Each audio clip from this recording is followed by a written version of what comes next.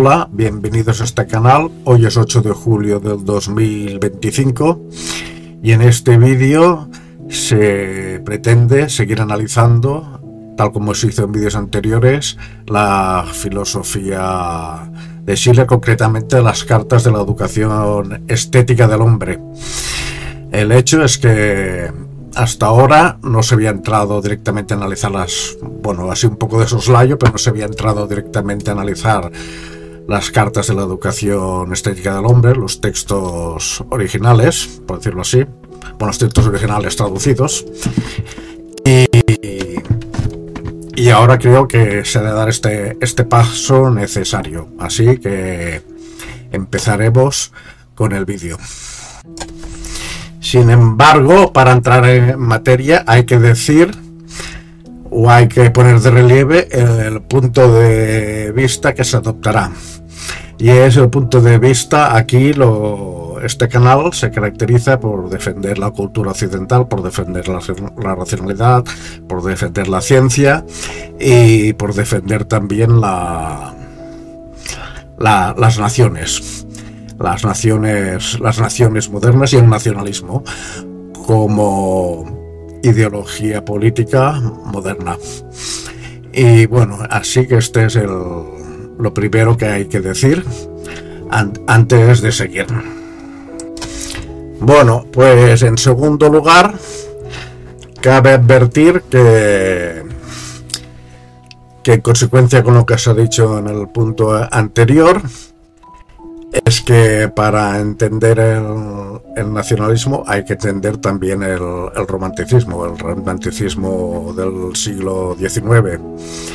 Y bueno, y el hecho es que desde determinados ámbitos de la filosofía política se considera que el romanticismo y el nacionalismo en consecuencia con ello es fundamentalmente irracionalista y anti-ilustrado. Aquí lo que se pretende demostrar en todos mis vídeos es que no es así, que ni el nacionalismo ni el romanticismo de forma necesaria son anti-ilustrados y no tienen nada que ver con ninguna concepción reaccionaria, aunque sí se puede decir que hay determinadas concepciones del nacionalismo que para mí no son realmente nacionalistas, en tanto que serían antimodernas, que se podrían considerar reaccionarias.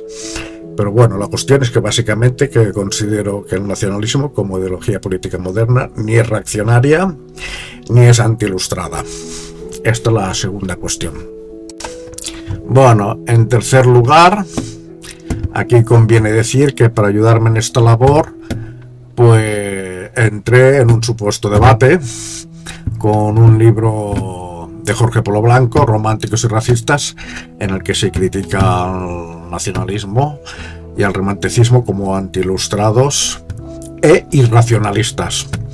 Y en este libro también habla de que Schiller, pues de alguna manera, dentro de Schiller también estaban aquellos ingredientes como precursor del romanticismo que hicieron posible este irracionalismo y esta concepción anti-ilustrada de la existencia.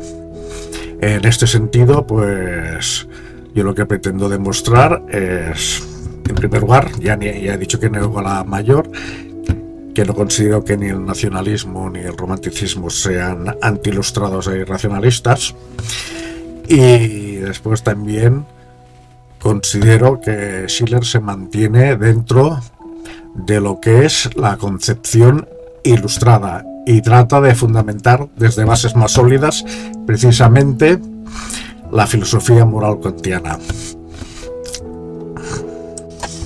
Bueno, en cuarto lugar, aquí cabe considerar que una cosa es ser racionalista, ser ilustrado, y otra cosa es ignorar que el hombre es multidimensional, o sea, tiene una dimensión racional, pero también tiene una dimensión emocional e irracional. Entonces, cualquier filosofía moral que ignore alguna de estas dos dimensiones va a fracasar. En este sentido, una filosofía moral basada en principios absolutamente racionales fracasará, pero también una filosofía que sea puramente emotivista, sentimentalista, también fracasará, porque ignorará otra de las dimensiones esenciales de la existencia a la hora de fundamentar la moral. Y eso es lo que trataba de explicar de alguna forma Schiller, que de alguna forma pues era en este sentido una rectificación a la filosofía moral kantiana, porque la filosofía moral kantiana pues de alguna forma subrayaba los aspectos emocionales como fenómenos, o sea, consideraba que como fenómenos no podían ser fundamento de la moral. Bueno, quizá no lo fueran, pero sin ellos tampoco podía fundamentarse ningún sistema moral, y eso es lo que entendía Schiller. De hecho, un hombre, como ya hemos dicho, que tiene dos dimensiones, una dimensión racional y otra dimensión irracional. Pues esta dimensión irracional está integrada por sus pasiones, por sus sentimientos, por sus emociones, por sus temores, por sus odios, por sus amores, por sus filias y por sus fobias. Y bueno, y en este sentido, en tanto que también son motores de la vida, que empujan nuestra vida, y también incluso la ayudan a dar sentido, se podían considerar como fuerzas o como un viento. Entonces, lo que trataba de hacer la filosofía moral de Schiller, desde este criterio, y según entiendo yo, es que se trataba de utilizar estas fuerzas, estas pasiones, estos sentimientos, estas emociones, de la misma forma que un barco utiliza el viento para navegar en buena dirección. Se trataba de utilizarlas para que navegaran en favor de la moral, o sea, que empujaran la existencia humana en la misma dirección que la empujaría pues una moral fundada en la racionalidad. Esto es lo que nos explica, y como veremos un poco más adelante cuando entremos en el texto de Schiller. En realidad, como os ha dicho, una filosofía moral que no tenga en cuenta estas fuerzas, que no las utilicen a su favor, pues, como os ha dicho, fracasará. Y eso estaba en el fondo del proyecto de Schiller y también en el de los románticos. Bueno, pero además de los románticos no solo tenían en cuenta estos aspectos, sino que también tenían en cuenta otra cuestión fundamental, que el hombre no es solamente un ser biológico y un ser psicológico, no, sino que también es un ser histórico. Siempre nace en un espacio y un tiempo determinado, siempre nace dentro de una cultura, siempre nace dentro de un contexto. Pues si no se entiende ese contexto, que de alguna forma también condicionan estas emociones, estos sentimientos y estas pasiones, si no se entiende ese contexto, pues un sistema moral también fracasará. O sea que el sistema moral ha de partir de la realidad histórica y cultural y espiritual del hombre. Si no se tiene en cuenta esto, ningún sistema moral triunfará y podrá llevarse a cabo con éxito. Esto es otra cuestión, y es una cuestión en la que los románticos pues también querían hacer hincapié y que también cabe considerar. Bueno, en definitiva, una cosa es ser irracionalista y otra cosa es poner en valor aquellos elementos irracionales, o mejor dicho, arracionales, de nueva existencia. Por ejemplo, los vínculos afectivos. Unos vínculos afectivos que nos unen con una sociedad, con una familia, con un entorno de amistades, con un entorno espiritual, con un entorno cultural. Sin estos vínculos, pues un hombre pues está como cojo. Un hombre es un animal social por naturaleza, y un hombre que tiene una estructura social o que vive en un entorno social poco estructurado e ineficiente, pues está como perdido y es mucho más dependiente pues de la asistencia de determinados tipos de asistencia médica, sin menospreciar, evidentemente sin menospreciar esos determinados tipos de asistencia médica, como será asistencia psicológica o psiquiátrica. que son necesarios. Pero bueno, básicamente esta es la idea. Una cuestión es ser racionalista y otra cosa es poner en valor y tener presente la necesidad de estos vínculos racionales de la existencia y el entorno cultural, espiritual y moral y afectivo. Y esto es lo que hay que tener en consideración. Bueno, después de este prolegómeno nos vamos ya a las cartas sobre la educación estética del hombre. Nos basamos en el libro, en la traducción de Martín Zubiría, Universidad Nacional de Cuyo, Facultad de Filosofía y Letras. Y bueno, básicamente no entraremos a analizar la introducción porque ya se hizo en el vídeo anterior, así que nos iremos directamente a analizar las cartas, pero en relación con nuestros objetivos, evidentemente, siguiendo el hilo conductor que traza nuestros objetivos, pero ciñéndonos o intentando respetar el mensaje del texto. Bueno, en cualquier caso, aquí cabe matizar que en el vídeo anterior pues dije que Schiller quería ser sacerdote y esa apreciación no es del todo correcta, sino más bien que quería ser teólogo. Una cosa no excluye la otra, pero bueno, aquí hay que matizar. Quiere ser teólogo y no sacerdote, aunque una cosa no excluye la otra, lo que dice aquí es que quiere ser teólogo. Pues bien, dicho esto y dicha esta matización, pues nos iremos ya a ver las cartas, siempre en relación con nuestros objetivos y siempre, recalco, tratando de respetar el sentido del texto de Schiller. Bueno, pues para comenzar el estudio o el análisis del documento, pues me iré a la página 54 y 55, a la carta número 1. Pero antes de explicar un poco el proceso que se va a seguir para este análisis. Bueno, pues en primer lugar he seleccionado unos cuantos párrafos o extractos del texto, de manera que nos sirven de hilo conductor para seguir la tesis que está proponiendo Schiller en este documento histórico. Esto por un lado. Por otro lado, después he hecho unos determinados comentarios después de la lectura de cada párrafo o extracto. He hecho unos comentarios y en los que explico lo que significa cada extracto, pero también algunas veces voy un poco más allá de lo que dice Schiller. Es que de forma inevitable pues las ideas un poco se disparan y van un poco más allá del contenido del documento. En todo caso, siempre trato de ser fiel al espíritu de las cartas de la educación estética del hombre y ceñirme un poco al sentido del documento.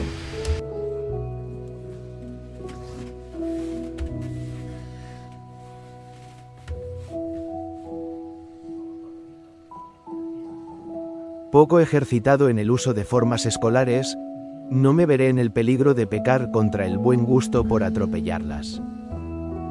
Mis ideas, nacidas más del comercio uniforme conmigo mismo que de una rica experiencia del mundo o adquiridas mediante la lectura, no desmentirán su origen. Se harán culpables de cualquier otro error antes que de sectarismo y caerán por su propia debilidad antes que intentar sostenerse por la autoridad y por un vigor ajeno. 55.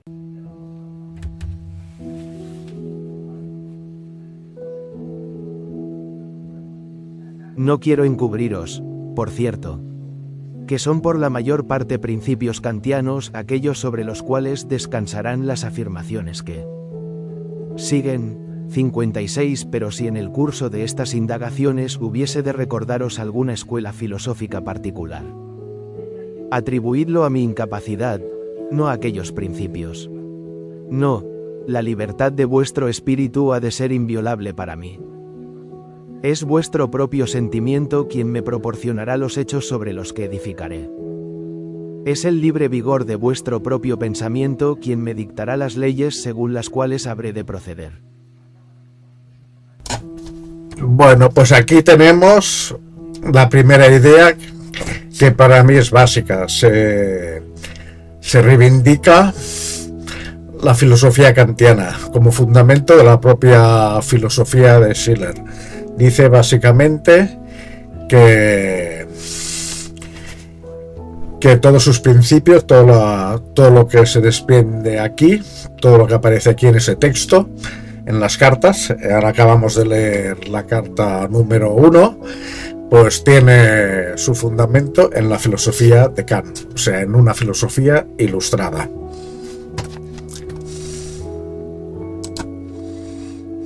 Bueno, ahora iremos a la carta tercera y leeremos el párrafo seleccionado. Después explicaremos y haremos los comentarios pertinentes al extracto leído.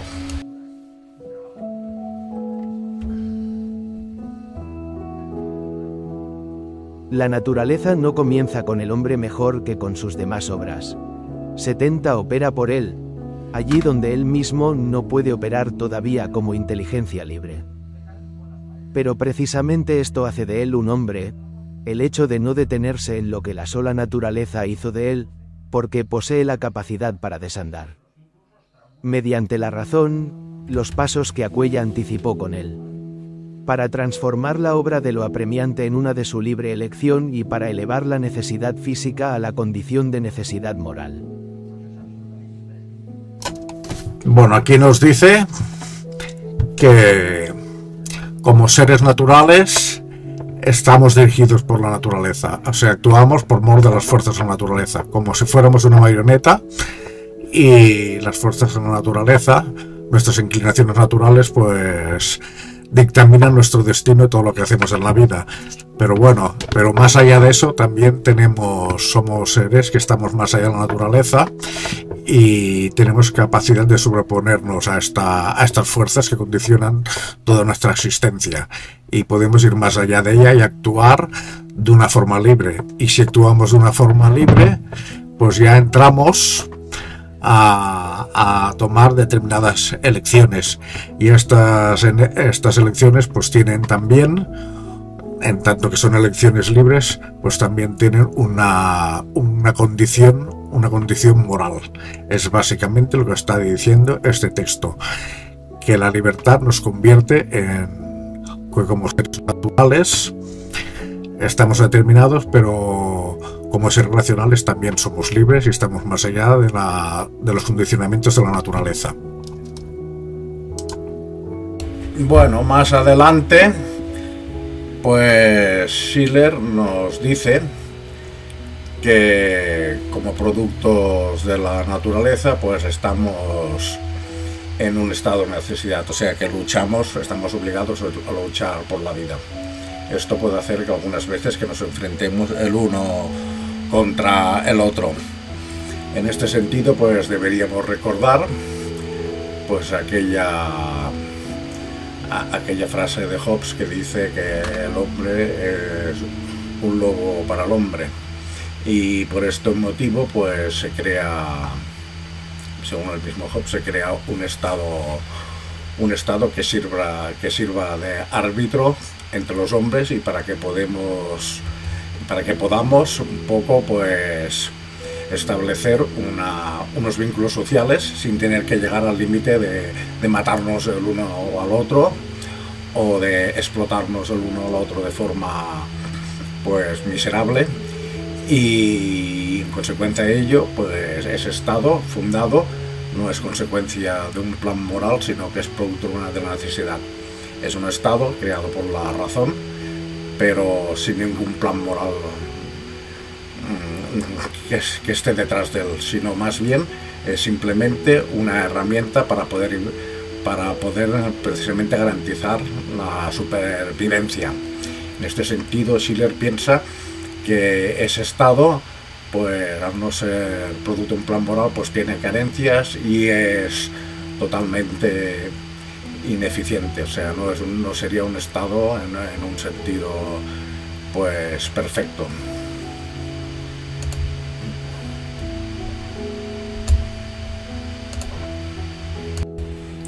Pues bien, el objetivo de la moral, de la filosofía moral, pues en este sentido sería el de crear las condiciones que hicieran posible pues un estado diseñado desde unos criterios morales racionales, y este sería un estado pues que no solamente dedicado a protegernos como producto de la necesidad natural, sino un estado basado también como producto de la necesidad moral. Bueno, pero un poco más adelante Schiller también dice que al ser productos de la naturaleza, pues ni la razón ni el Estado puede cancelar las inclinaciones naturales, ni las emociones, ni los deseos de las personas. O sea, de alguna forma, ese estado moral, pues, y la razón deben tener en cuenta ese aspecto, la condición natural del hombre. Pero entonces aquí cabe preguntarse cómo puede fundarse un estado moral racional, fundado en criterios morales racionales, que a la vez tengan en cuenta esas inclinaciones naturales, la condición natural del humano, y que a un tiempo las aproveche en su favor. Pues bueno, esto es lo que veremos a continuación.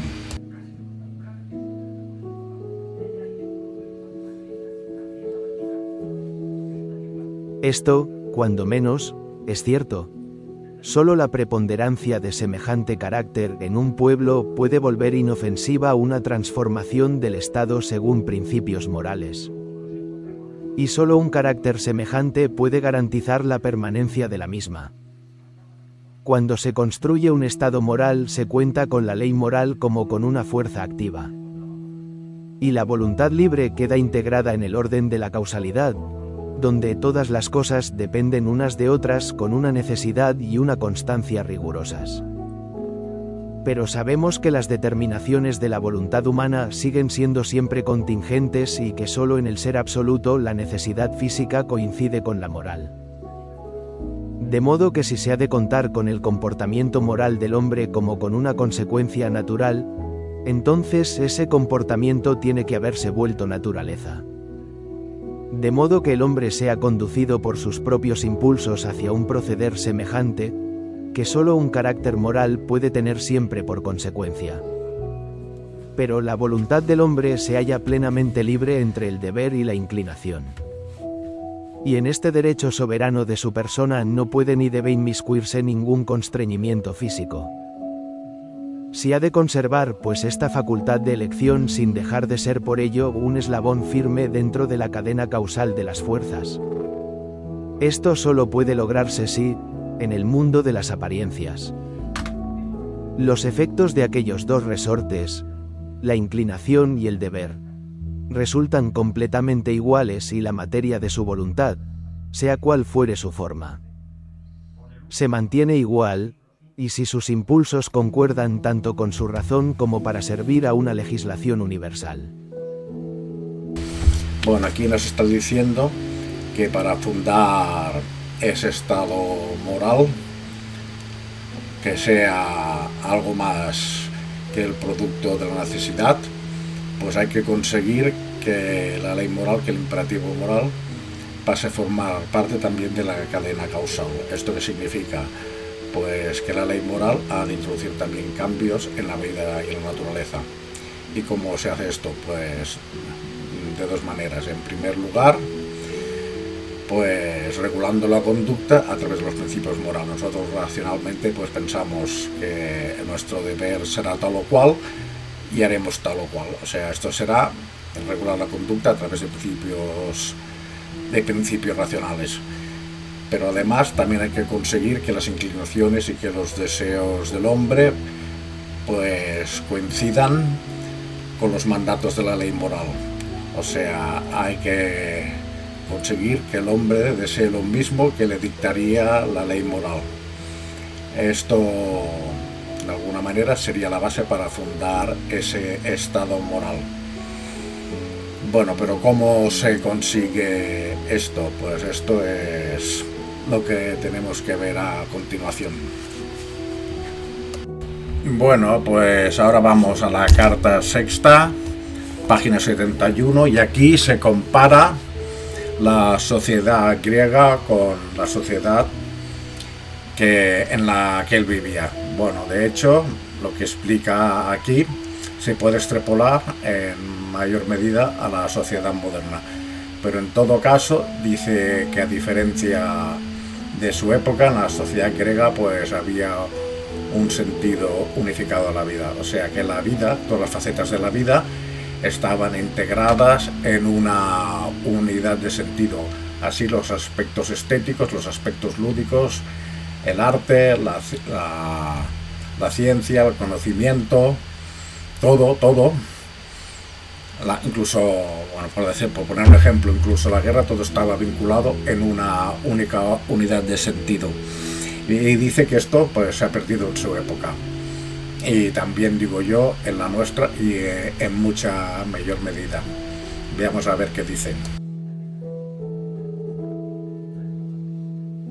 Otrora, con ocasión de aquel bello despertar de las facultades del alma, los sentidos y el espíritu no poseían todavía dominios rigurosamente divididos, pues ninguna discrepancia los había incitado aún a distanciarse hostilmente uno del otro y a delimitar sus fronteras. La poesía no había rivalizado todavía con el ingenio, ni la especulación se había deshonrado todavía con la sofistería. Ambas podían, llegado el caso, trocar sus funciones, pues cada cual, bien que a su propio modo, honraba la verdad. Por muy alto que ascendiese, la razón siempre atraía amorosamente la materia.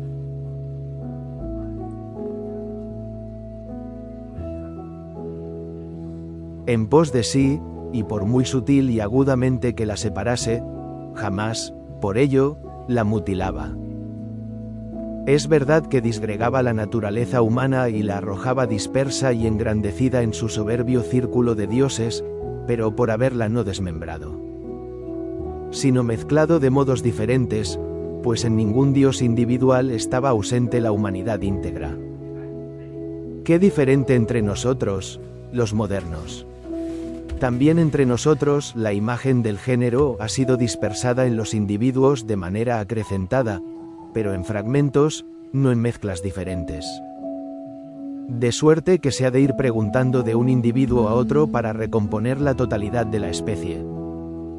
Uno casi estaría tentado de afirmar que, entre nosotros, las facultades del alma se manifiestan en la experiencia tan divididas como lo están en la representación del psicólogo. Y vemos no simplemente individuos, sino clases íntegras de hombres desplegar tan solo una parte de sus disposiciones, mientras que de las restantes, como en las plantas raquíticas, apenas si se muestra un pálido rastro. Bueno, pues para resolver el problema, pues Schiller pues considera que se ha de recuperar la unidad de la existencia de todas las facetas de la vida.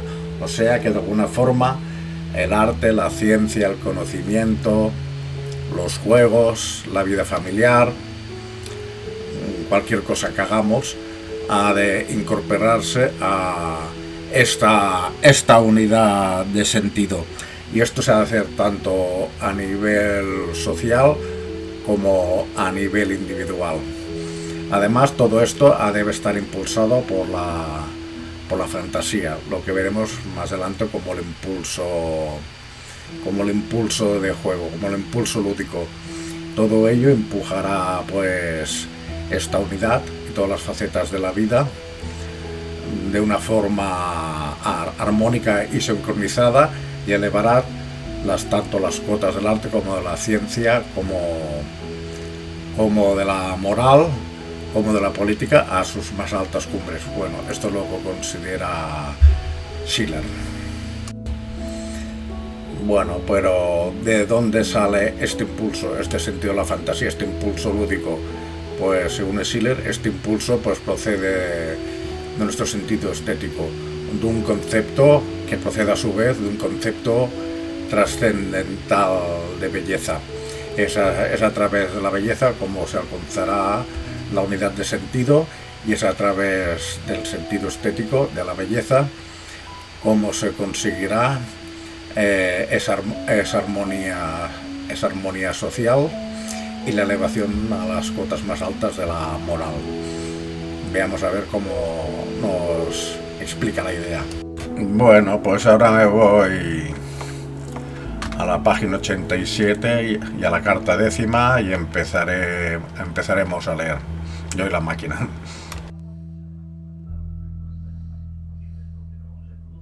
Convenís pues conmigo, y estáis persuadido de ello por el contenido de las cartas precedentes, en que el hombre puede alejarse de su destinación por dos caminos contrarios.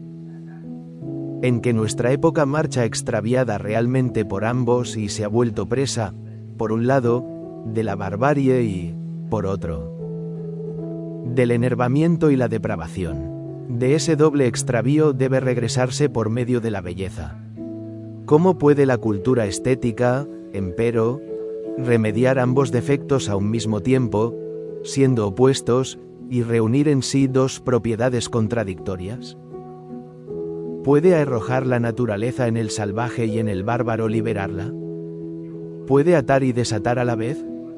Y si no logra en verdad ambas cosas, ¿cómo puede esperarse de ella, razonablemente, un efecto tan considerable como el del cultivo de la humanidad? Hasta la saciedad, por cierto, hemos debido escuchar que el desarrollo del sentido de la belleza afina las costumbres, por lo que parece innecesario ofrecer una nueva prueba al respecto. Uno se apoya en la experiencia cotidiana, que, casi sin excepción, muestra cómo un gusto cultivado se da la mano con un entendimiento claro, un sentimiento vivo, una actitud liberal y hasta un comportamiento digno, mientras que por lo común, el gusto inculto suele estar acompañado por los defectos contrarios.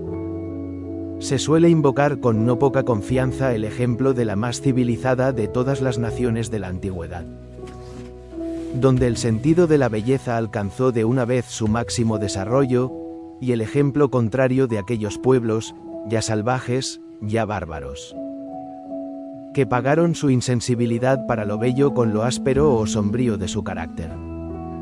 Sin desmedro de lo cual ocurre a veces que algunos espíritus reflexivos o bien niegan el hecho, o bien ponen en tela de juicio la legitimidad de las conclusiones que de allí se infieren. No piensan que sea algo tan terrible aquella condición salvaje con que se suele afier a los pueblos incultos, ni tan ventajoso este refinamiento que se alaba en los civilizados.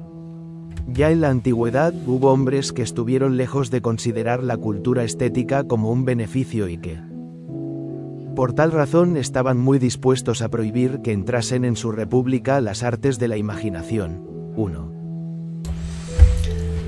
Pero Schiller tampoco es ingenuo y se da cuenta que la belleza por sí solo, que el impulso estético por sí solo, no puede determinar la calidad moral de la sociedad ni puede impulsarla hacia sus más altas cuotas. De hecho, tiene en cuenta las críticas y en este sentido vamos a leer el párrafo que se sigue a continuación y que tiene en cuenta precisamente este hecho. Bueno, seguimos en la misma carta que no lo he dicho antes.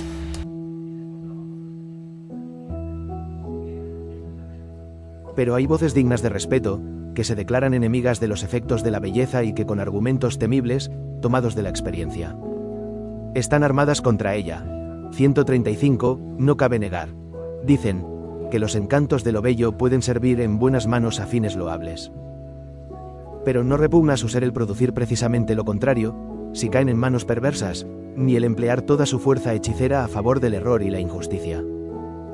Precisamente por ello, porque el gusto atiende solo a la forma y nunca al contenido, acaba por inclinar peligrosamente el alma a descuidar la realidad en general y a sacrificar la verdad y la moral en aras de un atavío atractivo. Se borra toda diferencia objetiva entre las cosas y solo la apariencia determina su valor. ¿Cuántos hombres de talento, prosiguen, no han sido apartados de una actividad seria y sostenida por el poder seductor de lo bello, o este no los ha inducido, cuando menos, a tratarla de una manera superficial? ¿Cómo ha venido a esquinarse más de un espíritu endeble con el orden civil? Solo porque la fantasía de los poetas gustaba de fingir un mundo en donde las cosas ocurren de un modo completamente diferente. En donde ninguna regla de conveniencia sujeta las opiniones ni arte alguno constriñe la naturaleza. Qué peligrosa dialéctica no han aprendido las pasiones desde que brillan con los colores más luminosos en los cuadros de los poetas y desde que resultan de ordinario vencedoras en el combate con las leyes y con los deberes. ¿Qué ha ganado, pues, la sociedad, por él? Hecho de que ahora la belleza dicte leyes al comercio humano, regido hasta entonces por la verdad, y de que la impresión exterior decida sobre el respeto, que debería estar sujeto solo al mérito. Es cierto que uno ahora ve brillar todas las virtudes que se traducen exteriormente por efectos agradables y que otorgan un valor en la sociedad, pero, como contrapartida, imperan también todos los excesos y están en boga todos los vicios que admiten un bello disfraz.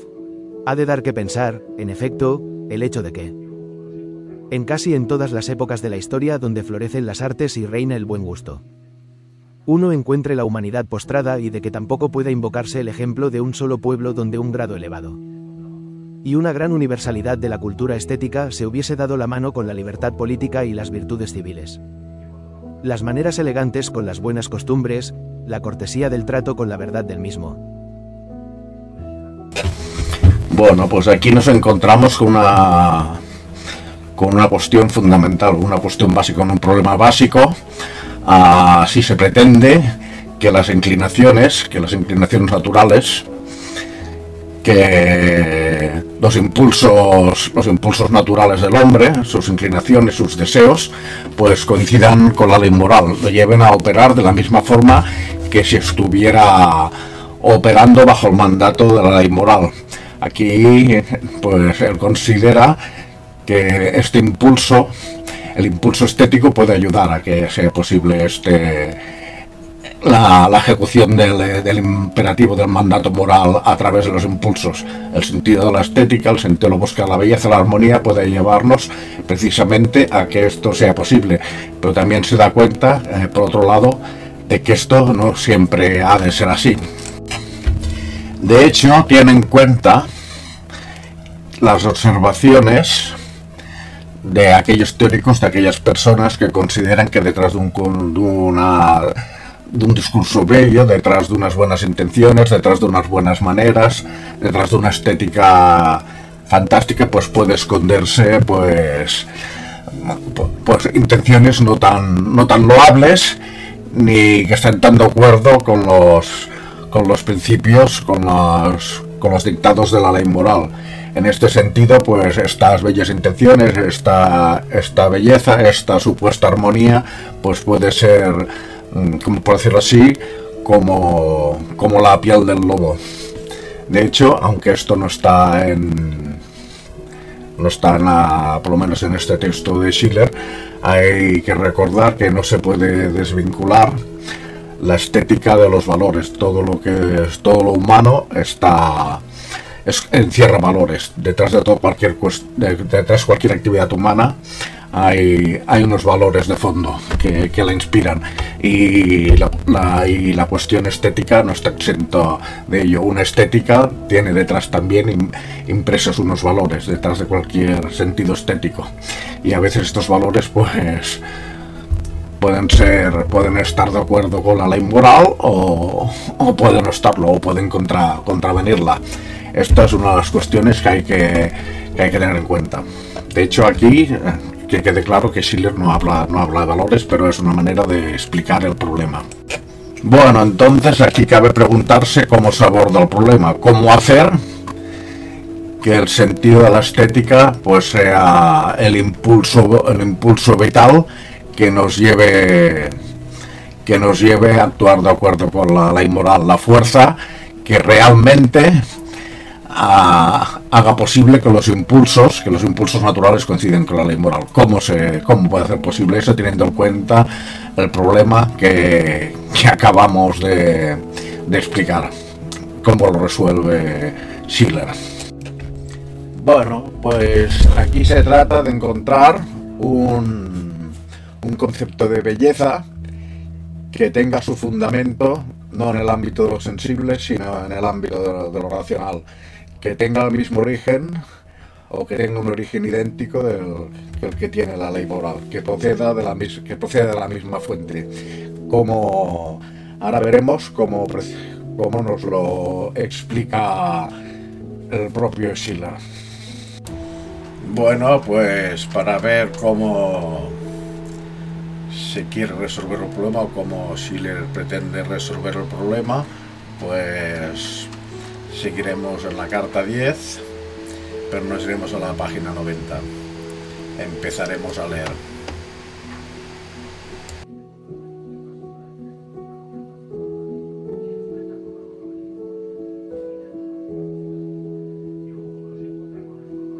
Y antes de que uno conceda peso a su testimonio, tendría que haber quedado lejos toda duda acerca de si es una y la misma esta belleza de la que hablamos y esa contra la que atestiguan aquellos ejemplos. Pero esto parece presuponer un concepto de belleza cuya fuente fuese distinta de la experiencia, porque él permitirá discernir si lo que se llama bello en la experiencia merece verdaderamente tal nombre. Ese concepto racional de la belleza, si es que fuese posible descubrirlo, debería, pues, dado que no puede obtenerse de ningún hecho real, porque es él, por el contrario, el que primero conduce y legitima nuestro juicio sobre cada hecho real, ser buscado por el camino de la abstracción y poder ser inferido ya a partir de la posibilidad de la naturaleza racional y sensible. Con una palabra, debería poder mostrarse que la belleza es una condición necesaria de la humanidad. En este punto, pues, debemos elevarnos hasta el concepto puro de humanidad, y dado que la experiencia solo nos muestra estados particulares de hombres individuales, pero nunca la humanidad, debemos descubrir a partir de estos modos suyos de manifestación, individuales y mudables, lo absoluto y permanente, y, haciendo a un lado todo límite contingente, procurar captar las condiciones necesarias de su existencia. Bien es verdad que este camino trascendental nos alejará por algún tiempo del círculo familiar de los fenómenos y de la presencia viva de las cosas para demorarnos en el campo árido de los conceptos abstractos, pero nos empeñamos en hallar una base firme del conocimiento que nada logrará conmover. Y quien no se atreva a dejar atrás la realidad, que con acento agudo ese nunca conquistará la verdad. Bueno, pues tal como nos cuenta aquí, parece impedirse que según él existiría un concepto trascendental de belleza, trascendental en el sentido que hace posible el sentido de la belleza en el mundo real, que hace posible que percibamos la belleza como tal belleza, y este concepto trascendental de belleza, pues como he dicho antes, tiene su fuente en el ámbito de lo racional, en el ámbito de lo intangible, en el mundo del noumeno, por decirlo así. Y entonces este mismo sentido de la belleza pues es una condición también necesaria de la existencia humana y del sentido de la existencia humana como humana. Y un poco, incluso va un poco más allá, en algunos párrafos un poco más adelante, pues puede incluso leerse que ese concepto trascendental de belleza, este sentido trascendental de belleza, incluso es un trascendental en el sentido que incluso hace posible el propio conocimiento y hace posible, es una de las fuentes de la racionalidad misma. Bueno, ahora nos iremos a la carta 12 y para introducir el siguiente párrafo pues hablaré desde el principio, y para no tener que leer tanto pues hablaré en principio de los dos impulsos que describe. Uno es el impulso material, el impulso natural, que es el que está ligado con las inclinaciones y del que parten las leyes contingentes. Necesitamos esto, pues para conseguir esto pues debemos obtener esto. Y otro pues sería pues el impulso formal, del que partirían unas leyes universales que van más allá de la necesidad, que parte de otra necesidad, parte de la necesidad moral, de la necesidad racional, Y este impulso pues es el que ha de introducir la armonía en la existencia humana y ha de introducir y hacer posible pues la aplicación de las leyes morales en el mundo sensible. Bueno, empezaremos a leer.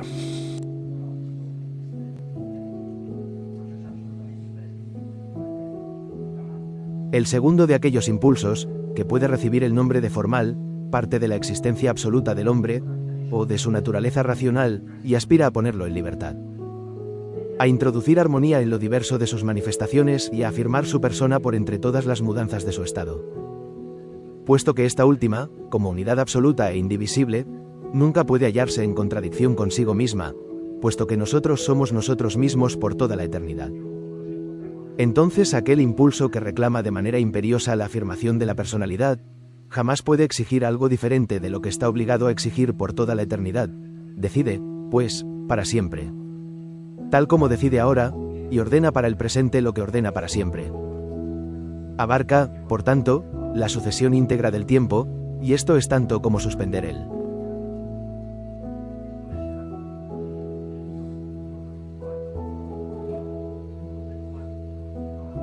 Tiempo, cancelar la mudanza, quiere que lo real sea necesario y eterno, y que lo eterno y necesario sea real. Reclama imperiosamente, con otras palabras, verdad y derecho. 149. Si el impulso sensible solo produce casos, el segundo proporciona leyes, leyes para cada juicio, cuando se trata de conocimientos, leyes para cada voluntad, cuando se trata de actos. Ya sea que conozcamos un objeto, que atribuyamos validez objetiva a un estado de nuestro sujeto, o bien que obremos en virtud de conocimientos. Que convirtamos un principio objetivo en el principio determinante de nuestro estado. En ambos casos arrebatamos ese estado a la jurisdicción del tiempo y le concedemos una realidad válida para todo hombre y para todo tiempo, esto es, universalidad y necesidad. El sentimiento puede decir solamente, esto es verdadero para este sujeto y en este momento, y puede llegar otro momento, otro sujeto, que revoque la afirmación del sentimiento actual. Pero una vez que el pensamiento dice, esto es, entonces decide por toda la eternidad y la validez de su sentencia está garantizada por la personalidad misma, que hace frente a todo cambio. La inclinación puede decir solamente, esto es bueno para tu individuo y para tu necesidad actual, pero la mudanza arrastrará consigo tu individuo y tu necesidad actual. Y llegará el día en que convierta lo que ahora deseas con ardor en objeto de tu repugnancia. Pero cuando el sentimiento moral dice, esto debe ser, entonces decide por toda la eternidad. Cuando tú confiesas la verdad, porque es la verdad, y practicas la justicia, porque es la justicia.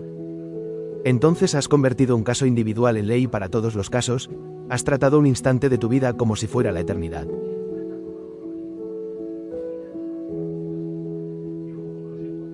Bueno, aquí por un lado debemos recordar que Schiller había hecho el diagnóstico de los males, había diagnosticado los males de su sociedad, unos males que habíamos dicho que pueden extrapolarse perfectamente y en mayor medida a nuestra sociedad, que es el de la dispersión de las facultades y de las facetas humanas, la dispersión de la vida.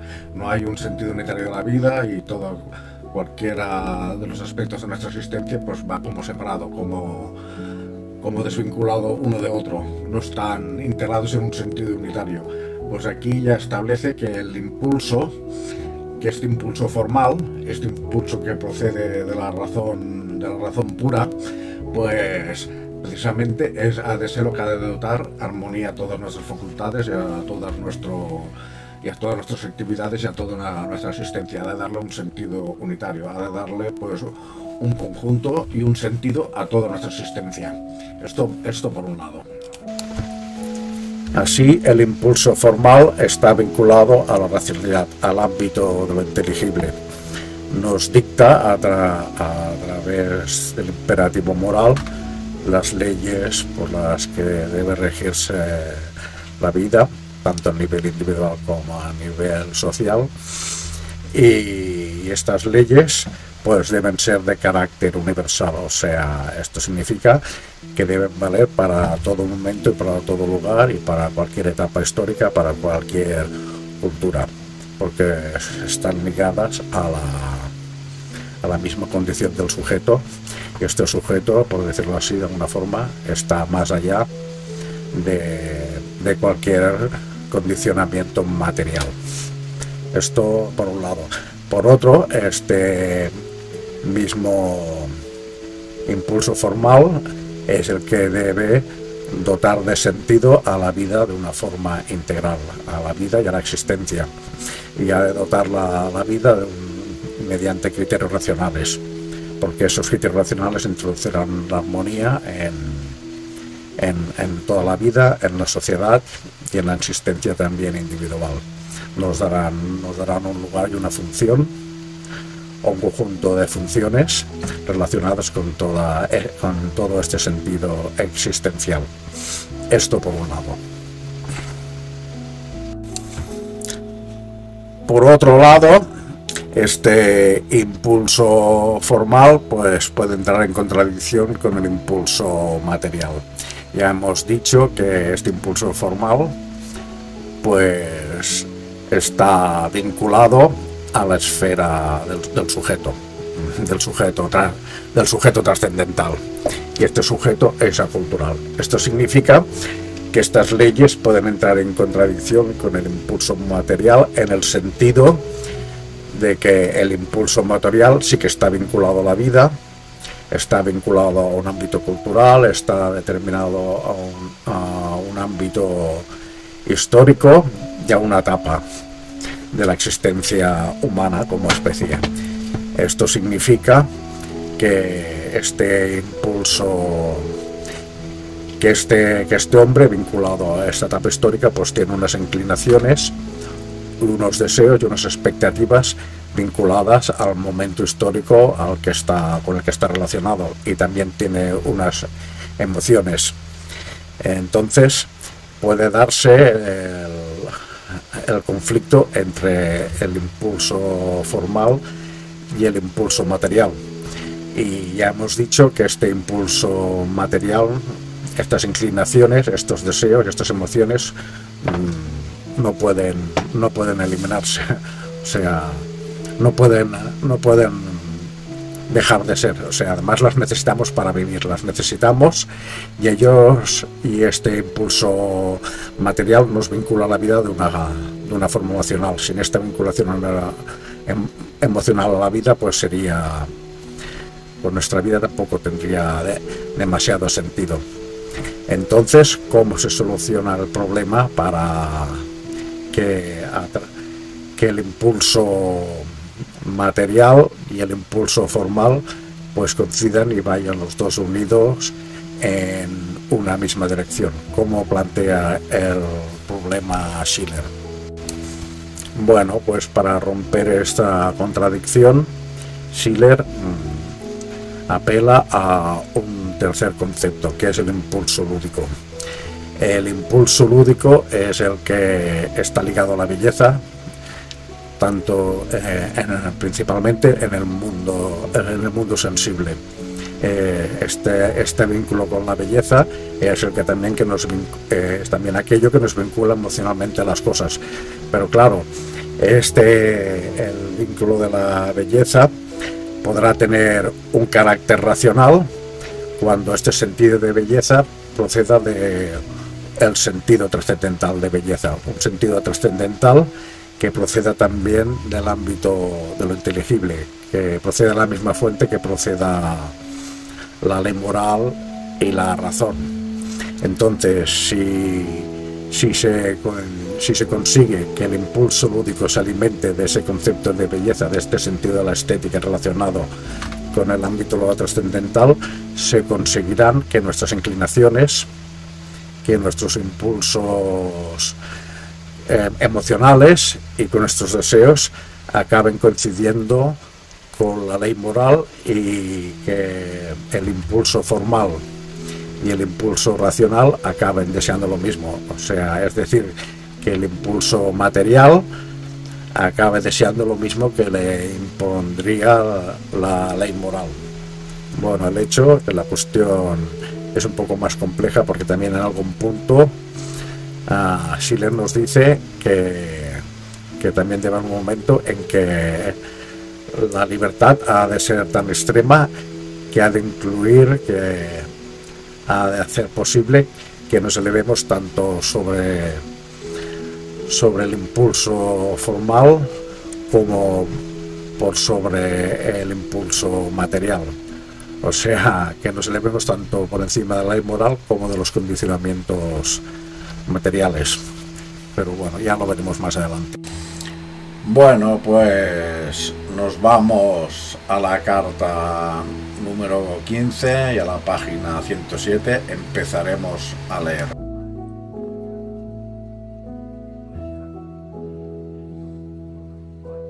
El objeto del impulso sensible, expresado en un concepto universal, se llama vida en su sentido más lato, un concepto que designa toda existencia material y toda presencia sensible inmediata. El objeto del impulso formal, expresado en un concepto universal, se llama forma, en su acepción tanto figurada como propia. Un concepto que abarca todas las características formales de las cosas y todas sus relaciones con las facultades pensantes. El objeto del impulso lúdico, representado según un esquema universal, podrá, pues, llamarse forma viviente, un concepto que sirve para designar todas las características estéticas de los fenómenos y, en una palabra, lo que en el sentido más lato se denomina belleza. Según esta explicación, suponiendo que lo fuese, la belleza no se extiende al ámbito íntegro de lo viviente, ni queda limitada simplemente a su dominio. Un bloque de mármol, no por ser algo inanimado como es, deja de volverse una forma viviente en manos del arquitecto y escultor, un hombre, bien que viva y tenga una forma. No es ya por ello, ni mucho menos, una forma viviente. Para ello hace falta que su forma sea vida y su vida forma. En tanto que nos limitamos a pensar acerca de su forma, esta carece de vida, es una mera abstracción. En tanto que nos limitamos a sentir su vida, esta es informe. Una mera impresión, solo en cuanto su forma vive en nuestra sensibilidad y su vida cobra forma en nuestro entendimiento, entonces él es una forma viviente. Y así lo será en todos los casos en que lo juzguemos como bello. Pero por el hecho de saber indicar cuáles son las partes constitutivas de cuya reunión surge la belleza, su génesis no se ha explicado todavía en modo alguno. Pues para ello haría falta comprender aquella unión misma, que nos resulta tan insondable como, en términos generales, toda acción recíproca entre lo finito y lo infinito. La razón, en virtud de principios trascendentales, plantea la exigencia siguiente: debe haber una comunidad entre el impulso formal y el impulso material, esto es, debe haber un impulso lúdico, porque el concepto de humanidad 158 solo se perfecciona por la unidad de la realidad con la forma, de la contingencia con la necesidad, de la pasividad con la libertad. Y la razón está obligada a plantearse tal exigencia precisamente por serlo, porque ella, en virtud de su propio ser, reclama la perfección.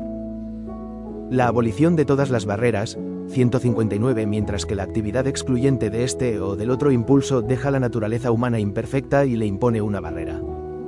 En consecuencia, tan pronto como la razón proclama que debe existir una humanidad, ya por ello mismo ha dictado la ley de que debe haber una belleza.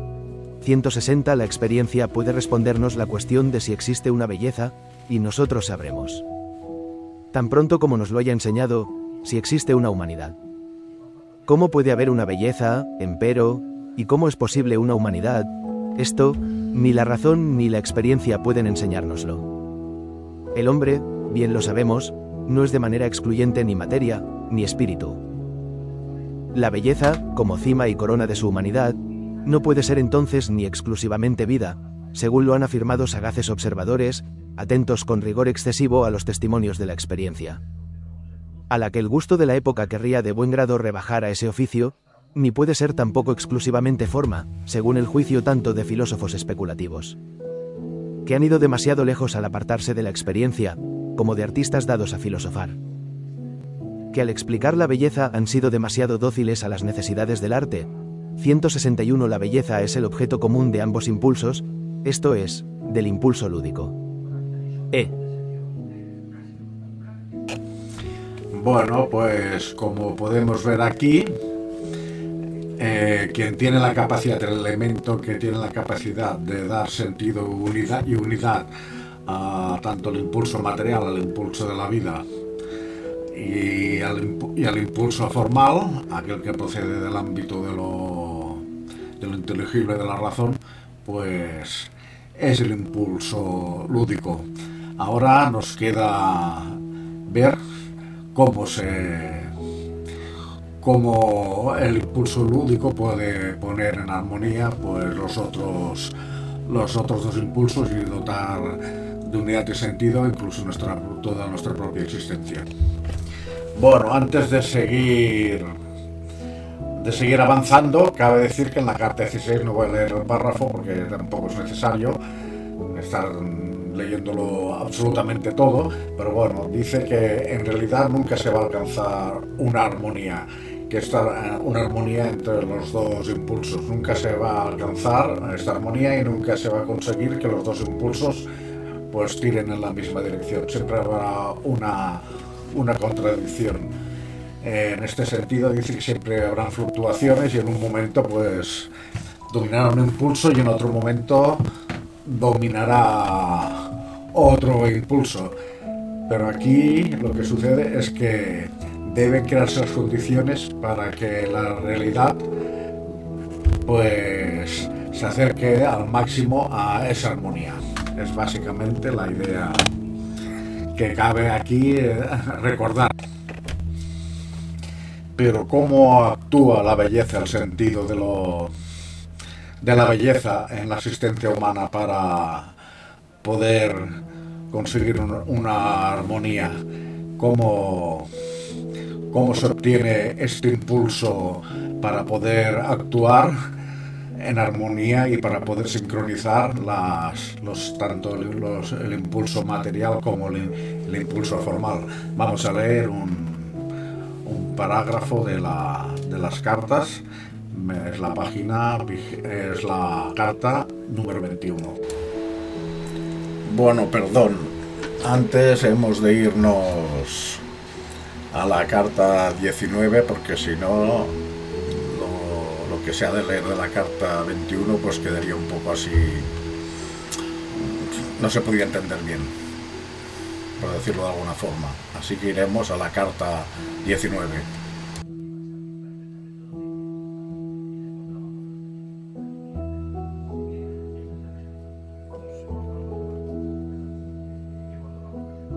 Si de lo bello se afirma, pues, que tiende un puente por donde el hombre va del sentir al pensar, 178 esto de ningún modo.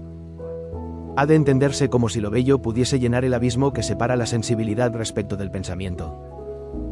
La pasividad respecto de la actividad, ese abismo es infinito, y sin la intervención de una facultad nueva y autónoma, jamás nada singular podría volverse universal, ni nada contingente volverse necesario.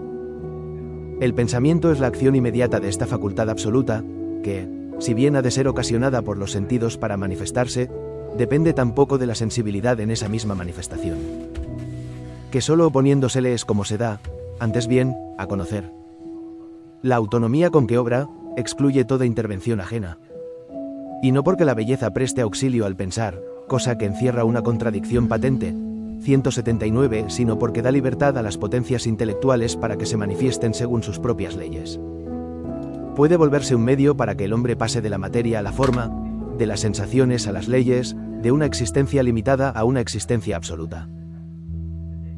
Bueno, ahora me voy a la carta 21, me parece que es la página 129, empiezo a leer.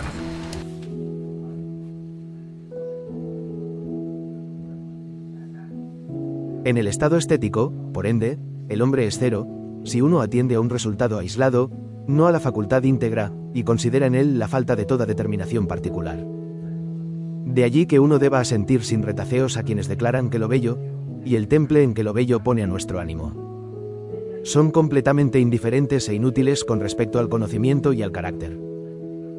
Tienen sobrada razón, pues la belleza no alumbra, en verdad, resultado alguno, ni para el entendimiento ni para la voluntad, no realiza ningún fin particular, ni intelectual ni moral.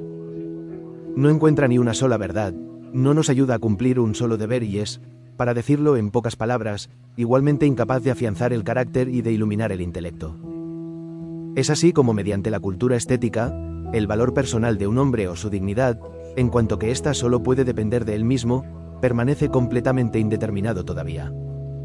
y ninguna otra cosa se logra mediante ella, fuera de que el hombre tenga ya, por naturaleza, la posibilidad de hacer de sí mismo lo que quiera.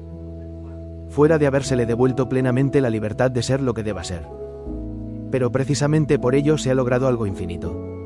Pues no bien recordemos que precisamente esa libertad le fue arrebatada por la coacción unilateral de la naturaleza en la esfera de la sensación, y por la legislación excluyente de la razón. En la del pensamiento, tendremos que considerar la facultad recuperada por el hombre en el temple estético como un supremo don entre los dones, como el don de la humanidad. Claro está que él posee esta humanidad, como disposición, antes de cada uno de los estados determinados que puede alcanzar, pero la pierde, de hecho. Con cada uno de los estados determinados que alcanza, y si ha de poder pasar a otro estado contrario, hay que devolvérsela de nuevo cada vez por medio de la vida estética. 193. De modo que no es algo solo poéticamente lícito, sino filosóficamente correcto. Llamar a la belleza nuestra segunda creadora.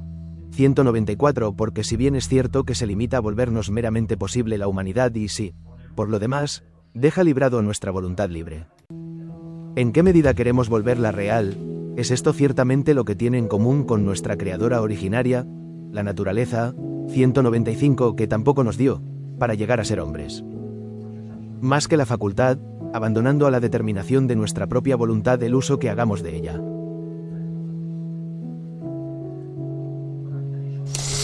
Bueno, pero aquí parece que hemos entrado en una cierta contradicción, porque antes hemos dicho que el impulso lúdico, que el sentido de la belleza es aquello que ha dado armonía tanto el impulso formal como el impulso material para hacer que vaya en una dirección concreta que debe coincidir con el imperativo moral. Pero por otro lado, ahora estamos diciendo que este sentido de la estética no nos da ni una sola verdad, ni determina la conducta, ni la voluntad en ningún sentido. Entonces, ¿cómo es posible que un elemento que no da una sola verdad, que ni determina la conducta ni la voluntad en ningún sentido, sea capaz de introducir esta armonía? Pues aquí se ha de entrar a analizar otro elemento, que es el de la libertad. Bueno, además hay que decir que en el próximo extracto que se ha de leer, pues ya aparece la tesis de Schiller, pues casi completamente dibujada, y es el resumen, por decirlo así, de todo su texto, aunque no está completo porque faltan unos detalles, pero ahí básicamente ya está todo encajado.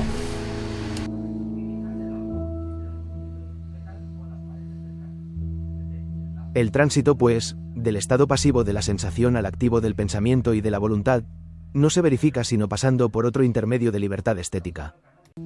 Y aun cuando tal estado nada decida por sí mismo acerca de nuestras ideas ni de nuestras disposiciones morales, por lo que nuestro valor intelectual y moral se mantiene enteramente problemático. Ese estado es, con todo, la condición necesaria y única por la que podemos alcanzar una verdad o una disposición moral.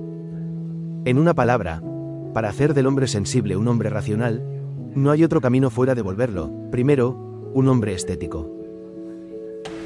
Bueno, pues aquí deberíamos entender que es el temple estético precisamente aquello que nos abre las puertas tanto a la ley moral como a la verdad, que nos abre las puertas incluso a la razón. El hecho es que si tratamos de comportarnos moralmente, pues a base de hacer sacrificios, esfuerzos y por decirlo así, castigarnos, pues ese comportamiento moral será mucho más difícil y mucho más complejo, porque entrará en contradicción con nuestra propia estructura psicológica e incluso con nuestra propia vida. De manera que el temple estético, en este sentido, si dotamos de unas connotaciones estéticas tanto la verdad como la ley moral, pues nos será mucho más fácil acceder a ella. Ese revestimiento estético establecerá una conexión que nos vinculará precisamente tanto a la ley moral como a la verdad. Ello implica, a su vez, que mediante este templo estético podemos acceder al desarrollo de la ciencia, a un desarrollo correcto de la política y a un desarrollo correcto de la sociabilidad. Esto es más o menos la tesis que creo que se debe leer aquí. Pero incluso hay más.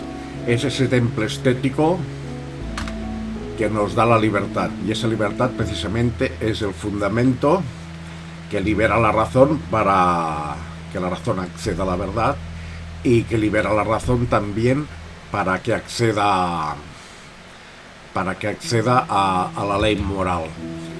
No solamente es un revestimiento que facilita el acceso a la verdad y a la ley moral, sino que es el mismo fundamento que posibilita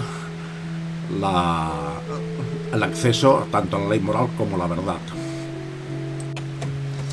Bueno, en cualquier caso, por lo que se ve en este parágrafo y por lo que hemos estudiado hasta ahora, es que Schiller en ningún momento está proponiendo ninguna concepción irracional de la existencia, ni está proponiendo ninguna concepción irracionalista de la verdad, ni está proponiendo ni se está contraponiendo al conocimiento científico, ni a ninguna concepción utilitaria de la existencia. Sí que se está contraponiendo a un utilitarismo, sí que está proponiendo la idea de que la única función es lo único válido de la vida sea lo funcional. Dice al contrario, está diciendo que no, que precisamente tenemos que ir más allá de lo funcional y tenemos que ir más allá de lo pragmático para acceder precisamente tanto a la ley moral como la verdad. Y esto solo se puede alcanzar pues vinculando emocional y espiritualmente tanto al hombre, tanto a la moral como a la verdad, y eso se hace a través del temple estético, a la libertad que da el temple estético. Y repito, ya hemos dicho que ese temple estético, ese sentido de la estética procede también de la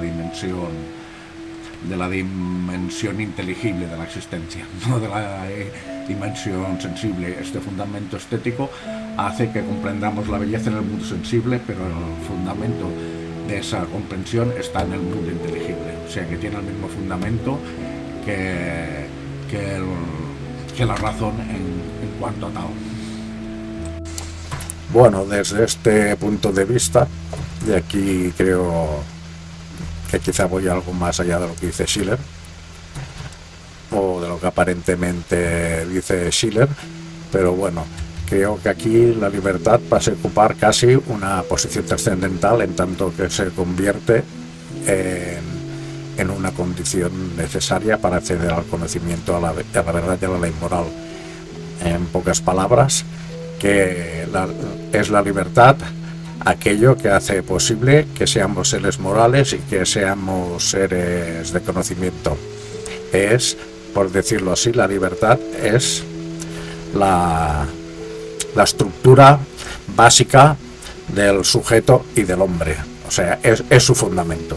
En pocas palabras, a partir de la libertad pues emana todo lo demás, el sentido estético,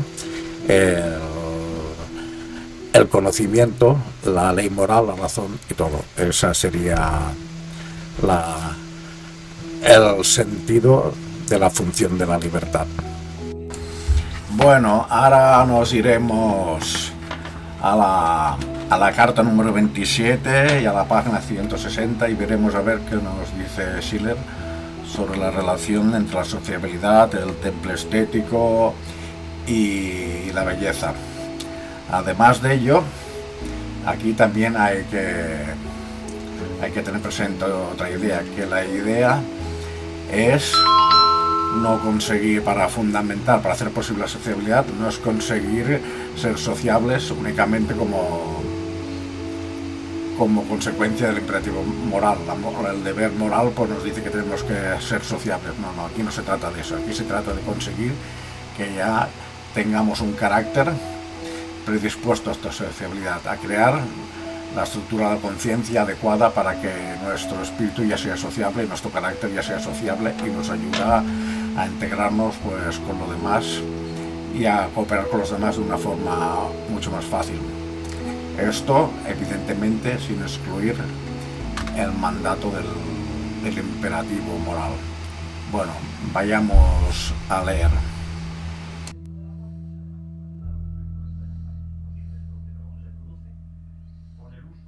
Si es verdad que la necesidad natural fuerza al hombre a entrar en sociedad y si la razón, por su parte, le inculca principios de sociabilidad.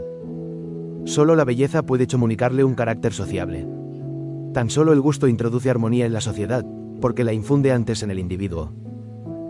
Todas las otras formas de representación, cualesquiera sean, fragmentan al hombre, porque se fundan exclusivamente o bien en la parte sensible de su ser, o bien en la espiritual.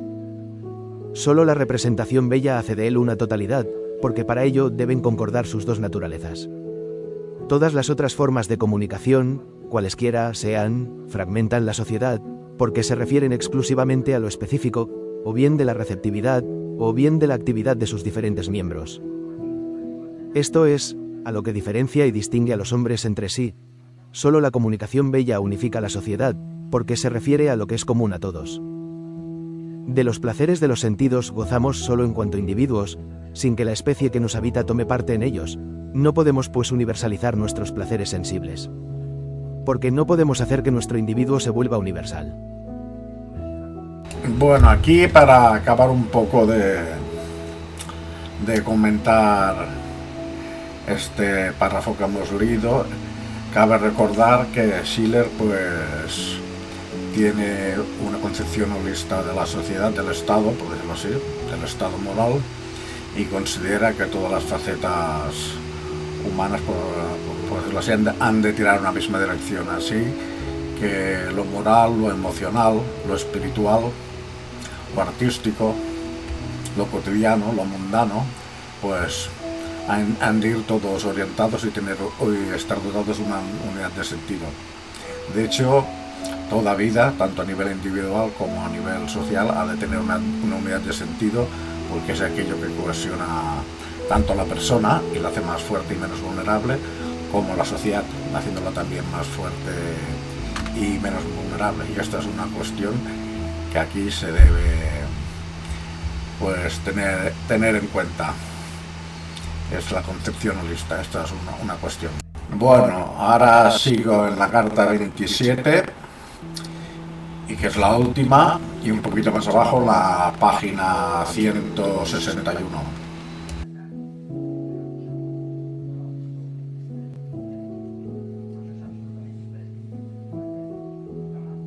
El gusto conduce el conocimiento desde los arcanos de la ciencia hasta el campo a cielo abierto del sentido común. Y transforma lo que era propiedad de las escuelas en un bien común de la sociedad humana en su conjunto.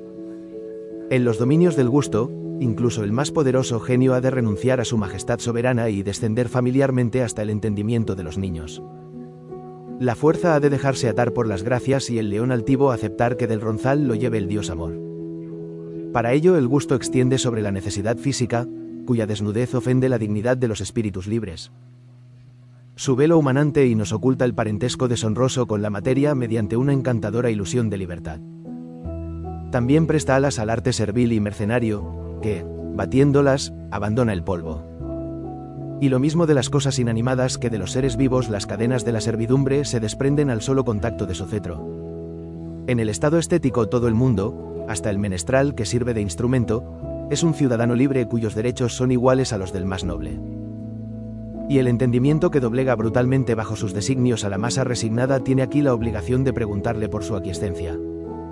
Aquí, pues, en el reino de la apariencia estética, queda satisfecho el ideal de la igualdad, que los iluminados 237 tanto querrían ver realizado también en el plano real.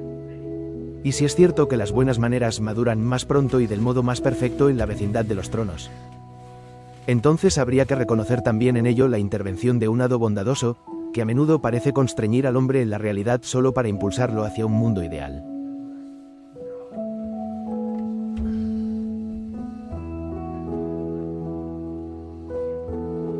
¿Existe empero tal estado de la apariencia bella? ¿Dónde se lo encuentra? A título de necesidad existe en toda alma delicada.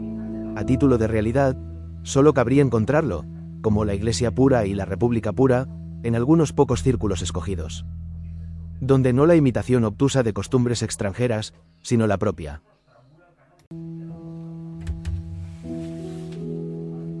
Naturaleza bella dirige la conducta, donde el hombre avanza por entre las situaciones más complejas con audaz sencillez y tranquila inocencia, sin verse precisado a menoscabar la libertad ajena para afirmar la propia, ni a renegar de su dignidad para manifestar la gracia.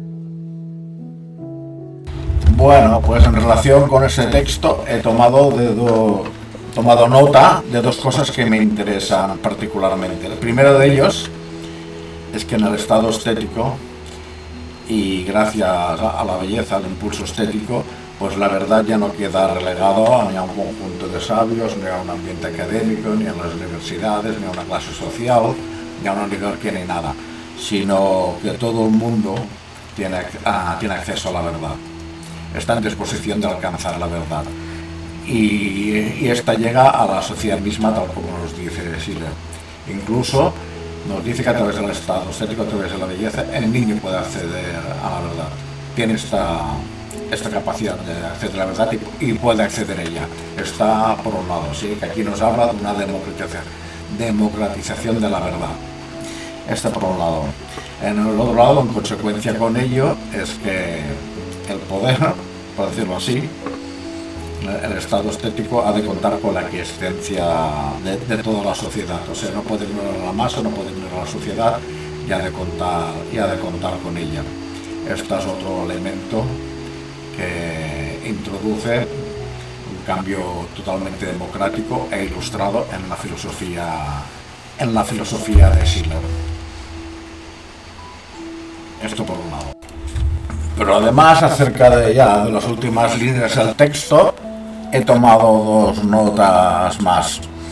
Y dice que en ese estado estético, cualquier alma, bueno, no solo en ese estado estético, sino que cualquier alma, él habla de ánima bella, pero yo aquí leo de que cualquier alma tiene en potencia la capacidad de acceder a la verdad. Tiene esa capacidad de acceder y comprender la verdad de forma innata. Y en segundo lugar, que para acceder a ella hay que contar con un determinado estado de ánimo. Él diría que para hacer la verdad pues es necesaria pues contar con la libertad que nos da el impulso estético. Pero bueno, esta libertad, de alguna forma, pues para pasar de esa libertad a la verdad, pues hay que tener un estado de ánimo que nos empuje a acceder a la verdad. O sea, que de alguna manera hay que atreverse a acceder a la verdad, hay que arrojarse hacia ella, por compararlo en términos heideggerianos. Esta sería la otra idea que para mí aquí es importante. O sea, que la verdad, el acceso a la verdad es democrático, está en potencia en cualquier ánima y solo es necesario pues abrirse de alguna forma a ella. Bueno, aquí cabe hacer, antes de cerrar el vídeo, una última matización. Y una última matización que se deduce del título mismo de las cartas de la educación estética del hombre. Y es que esta capacidad de hacer que por una actitud de ánimo, que por una disposición de ánimo, pues uno pueda hacer que sus inclinaciones coincidan con la ley moral, no está reservada, por decirlo así, a unos cuantos elegidos, sino con la intención de Schiller que esta disposición de ánimo, que esta capacidad se extienda a la sociedad misma, a todos los ámbitos de la sociedad y a todas las personas, o menos darles esta posibilidad. Entonces, ¿cómo se consigue esto? Pues considera que a través de la educación, en concreto a través de la educación estética. Esto es importante tenerlo en cuenta. En el fondo, cabe recordar que uno de los proyectos de los idealistas y de los románticos estaba fundado en la educación. A través de la educación, pues podía hacerse precisamente que las inclinaciones coincidieran con la ley moral. De alguna forma cabe recordar que la máxima de Aristóteles, que decía que la virtud nace de la práctica. En cierta medida esta virtud no está solamente ligada, bueno, en cierta medida no, esta virtud no está solamente ligada a la virtud en relación con los trabajos manuales, con los artes, con el arte de escribir, con el arte en sí mismo, con la escultura, sino que va ligada a la virtud moral y a las virtudes ciudadanas. Aristóteles decía que con la práctica pues, se podía conseguir esta virtud. Pues la idea, de alguna manera, podía compararse a la idea de Schiller, podía compararse a la de Aristóteles. Finalmente, también cabe decir que quizá en algunos puntos he ido un poco más allá de lo que realmente dice Schiller, pero creo que todo lo que he dicho va en consonancia con el espíritu de las cartas de la educación estética. Pues eso es todo.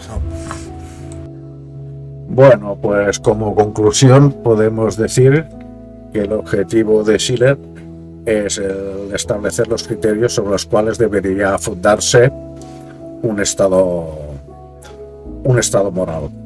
Cuando aquí se habla de estado moral, se dice o se pretende decir que ese estado moral no debe ser producto solamente de la necesidad de la lucha por la supervivencia, tal como planteaba Hobbes, sino que debe estar fundado a partir de criterios morales racionales, o sea que se debe de ser producto de un plan moral y racional. Esto por un lado. Pero por otro lado, ¿cómo se consigue esto? Pues Schiller considera que para conseguir esto se ha de conseguir que la ley moral pase a formar parte de la cadena causal, pase a formar parte de la vida y que introduzca cambios en la vida y en la naturaleza. Para conseguir eso, pues considera que se debe hacer que las inclinaciones, que los deseos del hombre coincidan con aquello que dictaría la ley moral.